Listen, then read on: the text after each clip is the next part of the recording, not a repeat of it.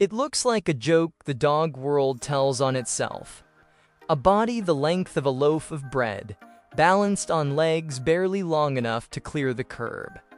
People see it trotting through a park, sausage-shaped and faintly absurd, and assume the whole design is decorative, a novelty shape someone bred for laughs the way you'd breed a teacup anything.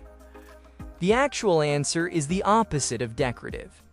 Every strange proportion on this dog was built, on purpose, for one specific and genuinely dangerous job: crawling alone into a pitch-black tunnel to fight an animal that could outweigh it and was perfectly willing to kill it. The name even says so, if you know where to look. First, the name that gives away the whole plan. Dachshund is German, built from two plain words, dachs meaning badger, and hund meaning dog, badger dog. Not a poetic nickname earned after the fact, a literal functional job title given to the breed at the moment it was created, the way you might name a tool after the exact task it was built to perform. Nobody named this breed for its looks, they named it for its assignment. Second, the body as a piece of engineering. Dachshunds carry a genetic trait called Chondrodystrophy, a form of dwarfism that shortens the long bones of the legs while leaving the torso largely unaffected, producing the unmistakable long body on short legs. That shape is not an accident of bad luck in the gene pool. It is precisely what you want in an animal meant to enter a badger's burrow, a tunnel system rarely more than a few inches wider than the badger itself. A taller dog cannot fit. A dog with normal leg proportions cannot maneuver through tight turns far underground. The dachshund's body was shaped, generation after generation, to be the exact dimensions of the tunnel it was meant to disappear into. The same chondrodystrophic trait shows up, to varying degrees, in a handful of other breeds developed for similar low, tight space work, basset hounds and corgis among them, which is itself a clue that this is not a random mutation breeders simply found charming.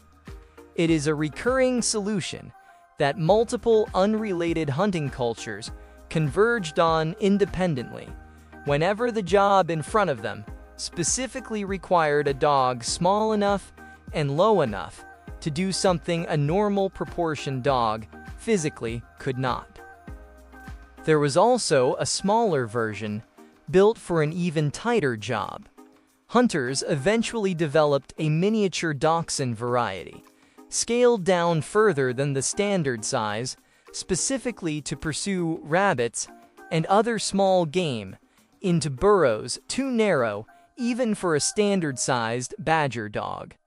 The same engineering logic that shrank the legs to fit a badger tunnel was applied a second time, deliberately, to fit a smaller tunnel still. Third, the skin that saves its life.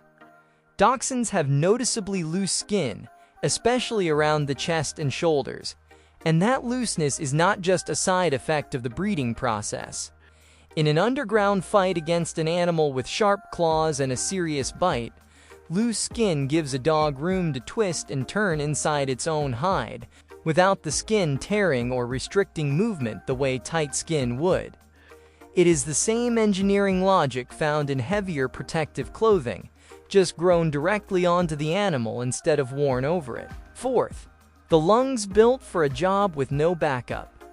A badger can weigh more than a dachshund and fights with genuine ferocity when cornered in its own den, which means a dachshund sent in after one is for all practical purposes on its own.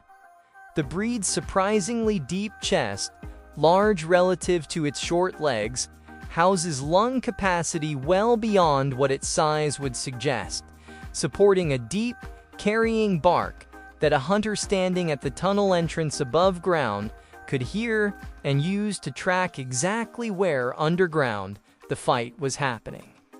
The bark was never about excite. It was a location signal sent from a place no human could follow. Fifth, the nerve. Nobody breeds into a dog by accident. None of the physical engineering matters without the temperament to use it. Dachshunds were selected deliberately for genuine fearlessness against an animal that could kill them, alone, with no other dog or human nearby to help if things went wrong. A cornered badger is not a passive animal. It has powerful claws built for digging through compacted earth, a thick hide that absorbs bites poorly aimed, and a willingness to fight to the death rather than be driven from its own den. Sending a dog in after that, alone, in a space too tight to retreat quickly, demanded a level of committed aggression that breeders selected for just as deliberately as they selected for short legs. That is a very different kind of boldness than the reactive snapping people associate with small, anxious lapdogs. It is closer to the nerve bred into much larger guarding and fighting breeds, just packed into a body a fraction of the size. Because the original job never cared how big the dog looked. It only cared whether the dog would actually go into the dog. Sixth, the history behind the standard. Short-legged hunting dogs used for digging and tunnel work existed in parts of Europe for centuries before anyone wrote down a formal breed standard. But the Dachshund as a defined, named breed took shape in Germany, refined over generations by hunters, and eventually nobility, who prized the dog specifically for badger and fox hunting. German hunting culture placed real prestige on a dog capable of going underground after quarry that larger hounds simply could not pursue. And breed records from the 9th century show hunters actively documenting and comparing bloodlines, treating the dachshund less like a pet and more like specialized equipment worth tracking and improving, with the same seriousness applied to a good hunting rifle. As the breed's reputation grew, hunters began crossing in other working dogs to produce coat variations suited to different terrain. A wire-haired coat, bred in part from terrier stock, to push through thick, scratching undergrowth without the coat snagging and tearing, and a long-haired coat with some spaniel ancestry, offering a bit more protection against cold and rough brush during long hunts.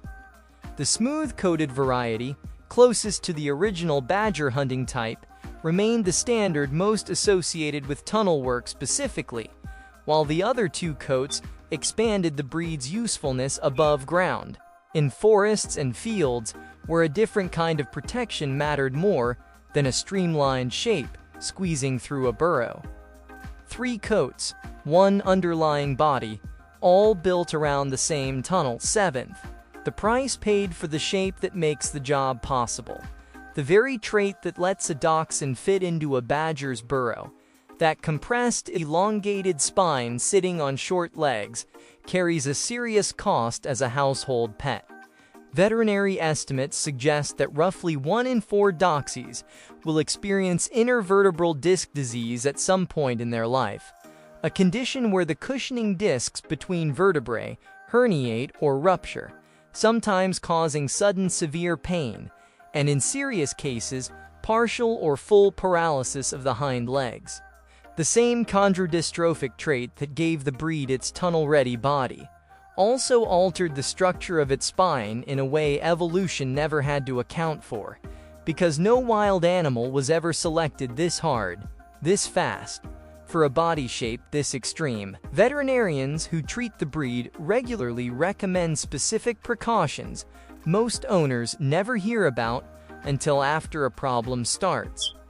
Keeping a dachshund at a lean weight, since every extra pound puts disproportionate strain on a spine already working at a structural disadvantage.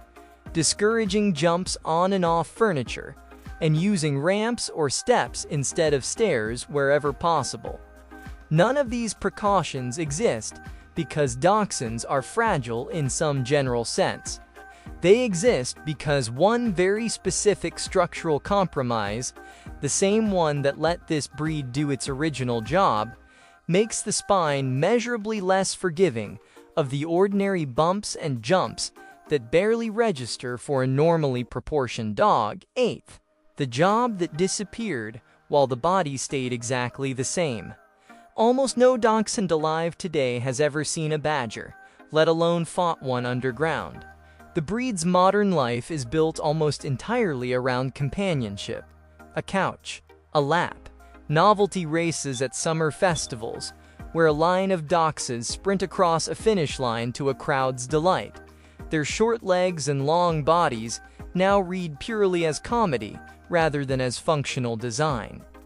The breed even carried that novelty onto one of the biggest stages in the world, when a stylized dachshund named Valdi served as the official mascot of the 1972 Munich Olympics, a cheerful, colorful version of a dog whose ancestors spent their working lives crawling through total darkness towards something that could kill them. Restaurants shaped like the breed, plush toys, cartoon mascots for unrelated products, all of it borrows the silhouette, without any memory of what that silhouette was actually for. The job vanished. The body, the bark, and the nerve required to do that job never got the memo. 9th. The reframe worth carrying into the next dog park visit. That stubby-legged dog tugging at its leash toward a storm drain is not a comedy prop. It is a piece of purpose-built equipment, a body engineered for solo combat in total darkness against an animal that could kill it, wrapped now in a life that asks it to do nothing more dangerous than chase a tennis ball. The proportions people laugh at on sight are the same proportions that once made this breed one of the most effective tunnel hunters Europe ever produced. And the only thing that has actually changed is what the world decided to ask of it. The dog itself never got the memo that the job ended. Given the chance, plenty of dachshunds will still dig with total conviction at the first promising hole they find in a backyard, chasing an instinct nobody bred out of them, just because nobody needs it anymore. The next time a sausage-shaped dog drags its owner toward a hole in the ground with total, fearless conviction, remember what that conviction was built for, and ask yourself how many other dogs its size would actually go in after it.